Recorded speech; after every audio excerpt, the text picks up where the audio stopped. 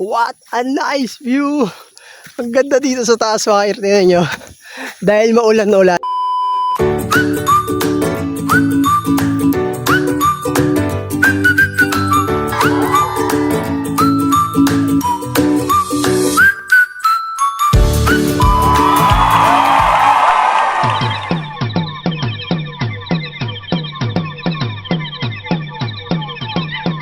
Good morning mga ir. Tapos na kami dumalo at nagpe-prepare na kami papuntang Piyesta ng Diyos.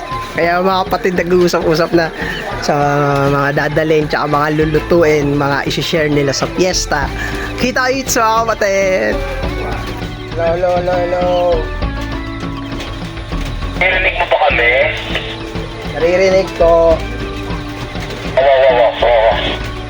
Ano oras kayo baba?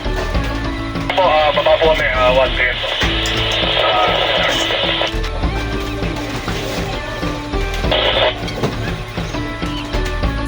Pupunta muna tayo mga ir sa may signalan kasi wala tayong update sa mga chats. Kailangan nating makibalita sa service at medyo maulan ngayon kaya maputik yung daan. Alam niyo naman dito sa sitio kapag tag-ulan, tingnan niyo naman yung kalsada. Sa islang pang kopi ko. Kaya pupunta tayo sa may signalan. Siguro mga 10 minutes away from here. Maglalakad tayo kasi merong isang puno doon na may signal doon, makakakonek ka ng 4G. Kasi may signal doon sa puno na yun. Pero dadayuin mo siya kasi mahirap talaga signal dito. Tapos maamumpa na kayari. Sige. Ay no.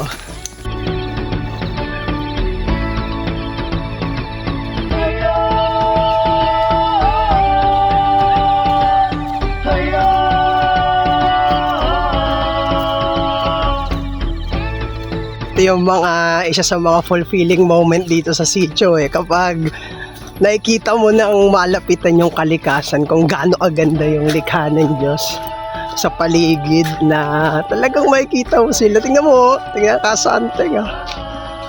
Papunta lang naman tayo sa ulap. Wow! Ayun, nakakita tayo doon sa taas na yun. O diba, ganda! Hello.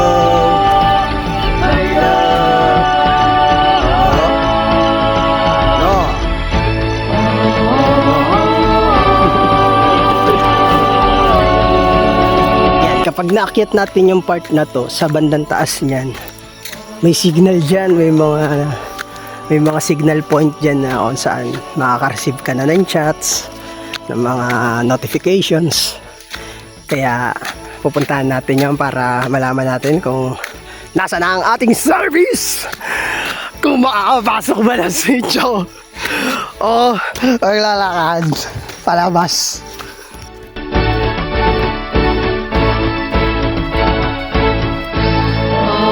Tingnan mo naman yung ulap, nasa malapit lang. Oh, kasanteng! Woo!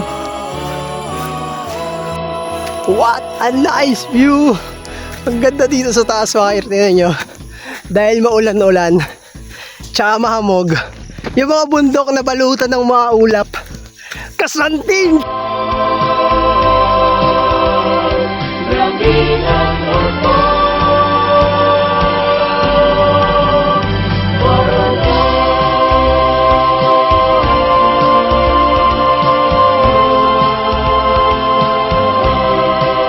By the way, ayun na yung puno.